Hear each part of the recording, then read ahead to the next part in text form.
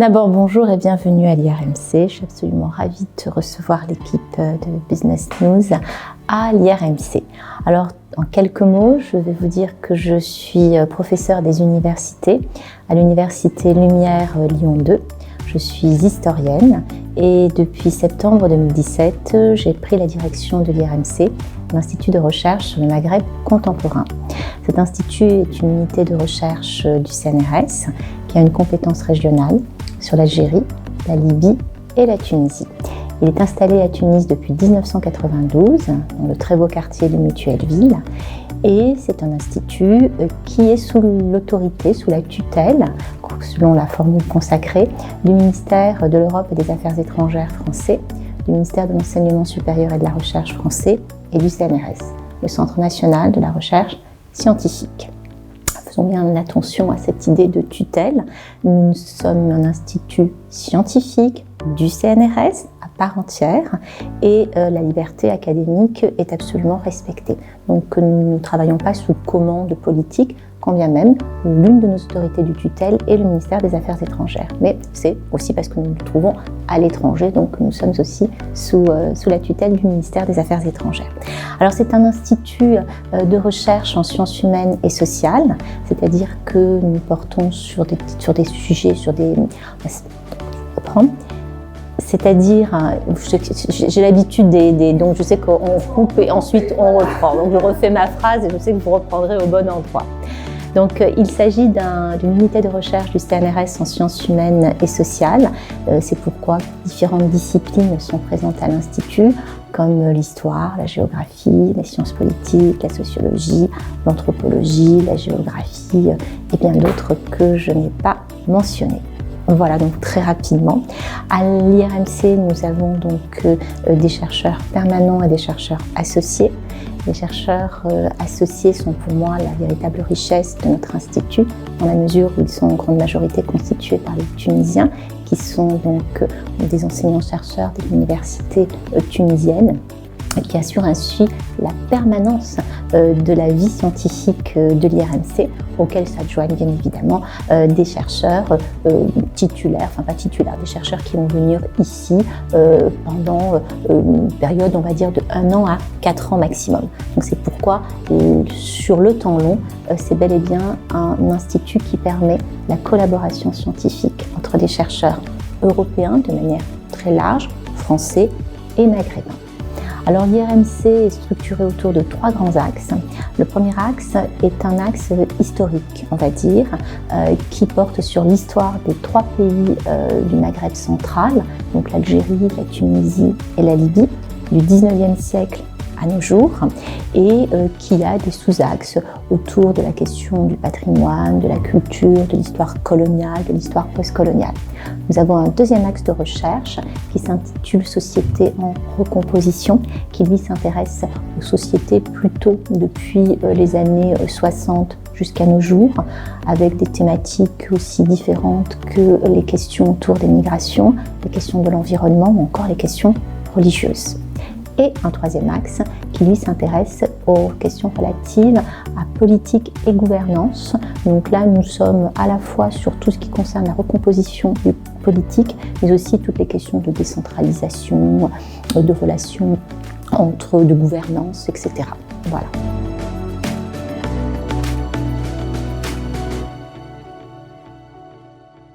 Alors, nous avons plusieurs types de bourses.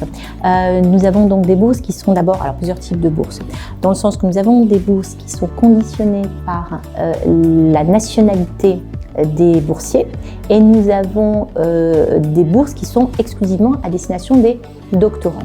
Alors, nous avons par exemple des bourses pour toute personne qui travaille sur l'Algérie, quelle que soit sa nationalité. Les personnes nous envoient, à des moments donnés de l'année, on lance un appel à candidature, leur dossier et ils sont sélectionnés. Donc leur nationalité n'a pas d'importance. Ce qui est important, c'est qu'ils soient inscrits dans une université, peu importe où, et que leur sujet de recherche soit sur l'Algérie. Nous avons aussi des bourses pour la Libye. Là, on a une spécificité. Ces bourses sur la Libye sont réservées à des étudiants qui sont de citoyenneté libyenne, peu importe où ils sont inscrits, dans n'importe quelle université du monde, mais il faut qu'ils soient donc de citoyenneté libyenne. Et nous avions lancé cette année des bourses pour les personnes qui travaillent sur la Tunisie, peu importe leur nationalité, l'important étant qu'ils soient inscrits dans une université. Par la force des choses, cette année, les bourses pour la Tunisie ont valorisé davantage les étudiants inscrits dans des universités tunisiennes, dans la mesure où il était très difficile pour des doctorants qui n'étaient pas inscrits dans des universités tunisiennes de faire le déplacement. Ce sont des bourses de 1 mois, 15 jours d'auto-isolement, d'autoconfinement, ce n'est pas possible. Donc je dis bien des étudiants inscrits dans des universités tunisiennes, je ne dis pas des Tunisiens. Pour moi, ce qui est important, c'est la valeur scientifique des individus et la thématique de recherche. Donc voilà pour ces bourses que nous avons et que nous renouvelons absolument chaque année. Nous avons énormément, nous sommes aussi le seul laboratoire présent dans la zone, en tout cas on va dire occidentale, à avoir des relations très suivies avec 2 institutions académiques libyennes, l'Université de Tripoli et l'Académie des hautes études de Tripoli. Il faut dire quand même que les universités libyennes sont isolée ces dernières années, et à mon arrivée en poste à Tunis, j'avais pour objectif de consolider, de créer des liens avec les Libyens. Tout le monde me disait que ce ne serait pas possible, que ce serait très compliqué parce qu'on ne pouvait pas partir en Libye.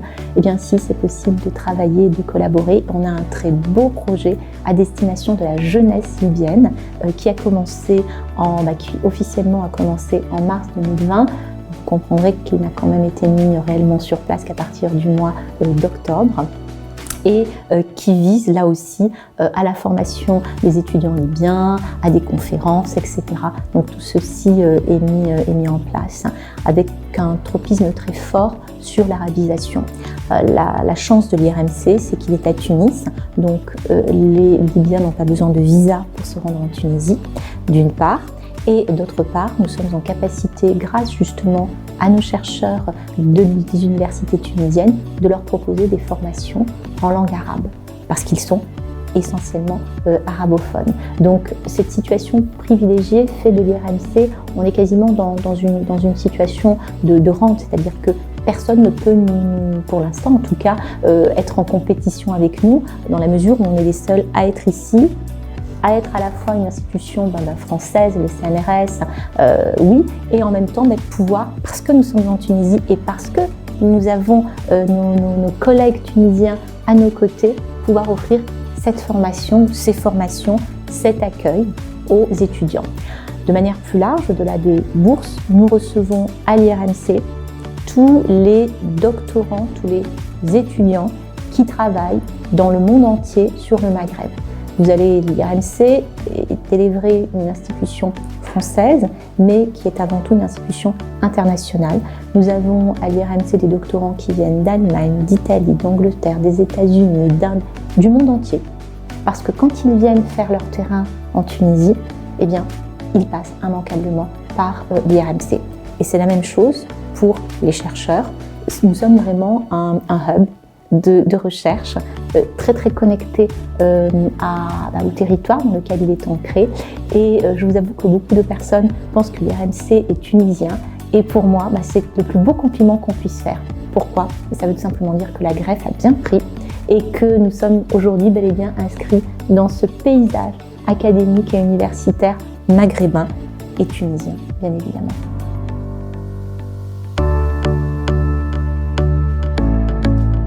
Alors, quand on a repris nos activités, mais sans pouvoir les reprendre pleinement. Donc là aussi, c'est pareil, on a fallu faire pour nous preuve d'innovation. Donc nous avons dû nous recentrer sur la Tunisie, parce qu'il n'était plus possible de faire venir des chercheurs hors de la Tunisie. Nous avons renforcé tout ce qui est de l'ordre du virtuel. C'est ainsi que nos conférences qui jusqu'à présent n'étaient pas retransmises sur Facebook, toutes nos conférences, tous nos séminaires, nous avons donc décidé de les mettre en Facebook Live et de développer notre chaîne YouTube. Donc c'est l'idée de se dire que ce passage au virtuel que nous avions amorcé, mais qui n'était pas central, eh bien, est devenu très important pour nous à l'IRMC et c'est avéré absolument bénéfique.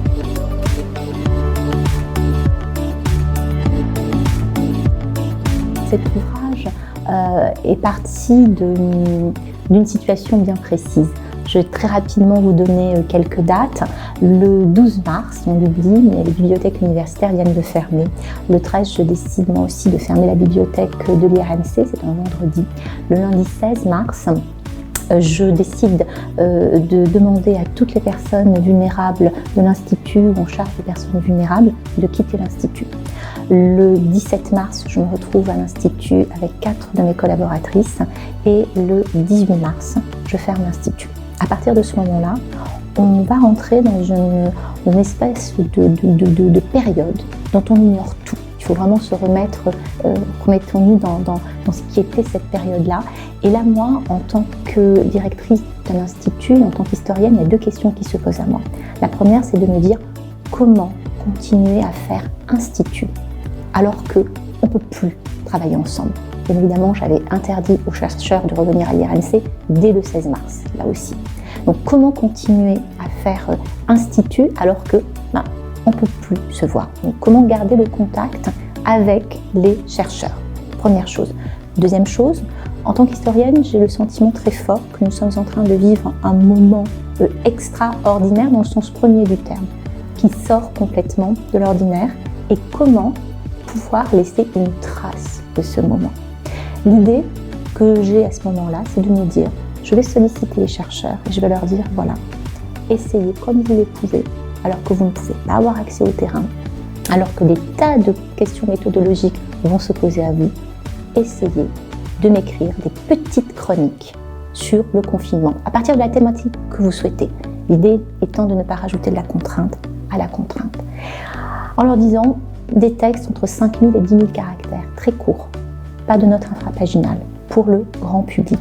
Il faut que l'on puisse à la fois proposer une réflexion et en même temps témoigner pour l'avenir, pour le futur. Alors les chercheurs ne sont pas réticents, mais ils hésitent beaucoup parce que justement, se posent ces questions de méthodologie que vous soulevez à juste titre. Comment est-ce qu'on peut écrire? Comment est-ce qu'on peut réfléchir?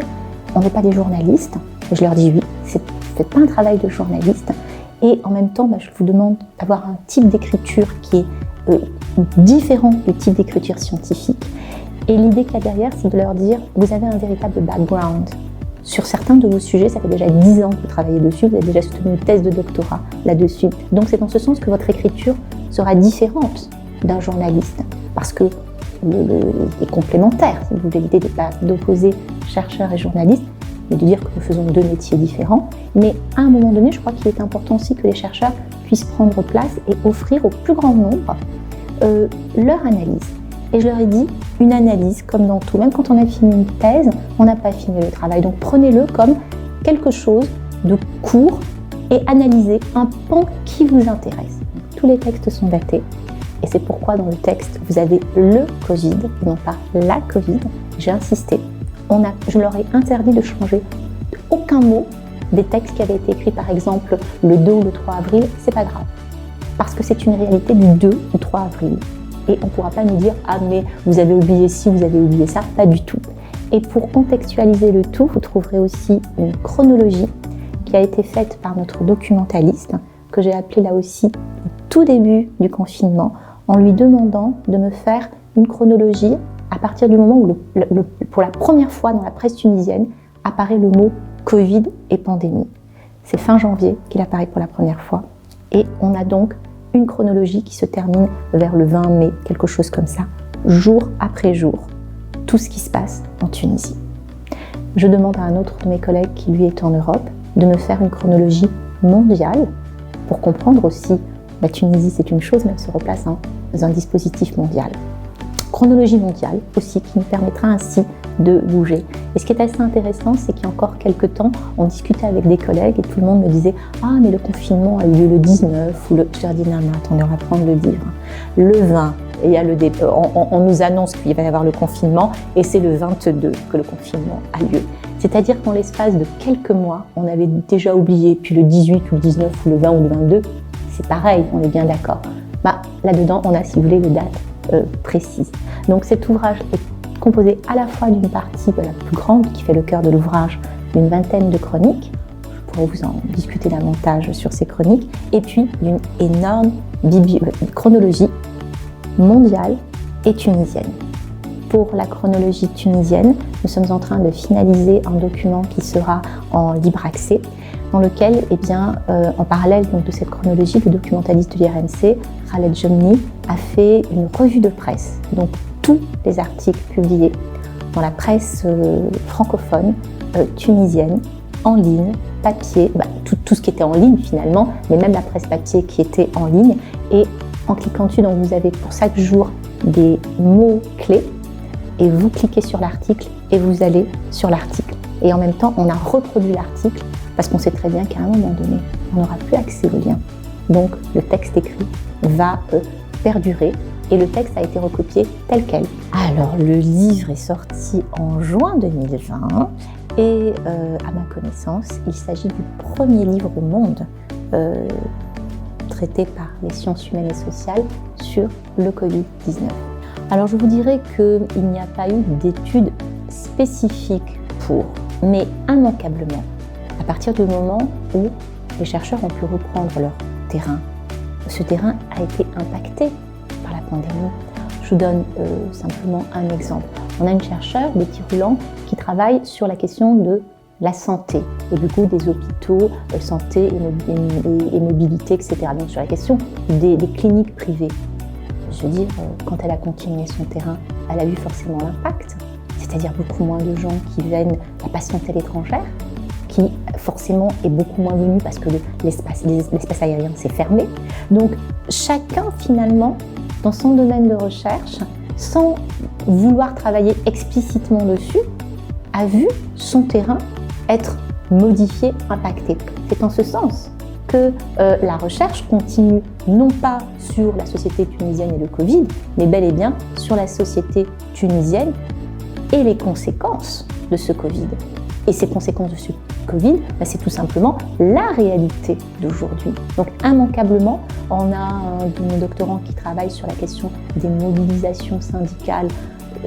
C'est évident que la question du syndicalisme, des mobilisations, de la contestation sociale de manière générale, est en lien direct avec la situation liée au Covid.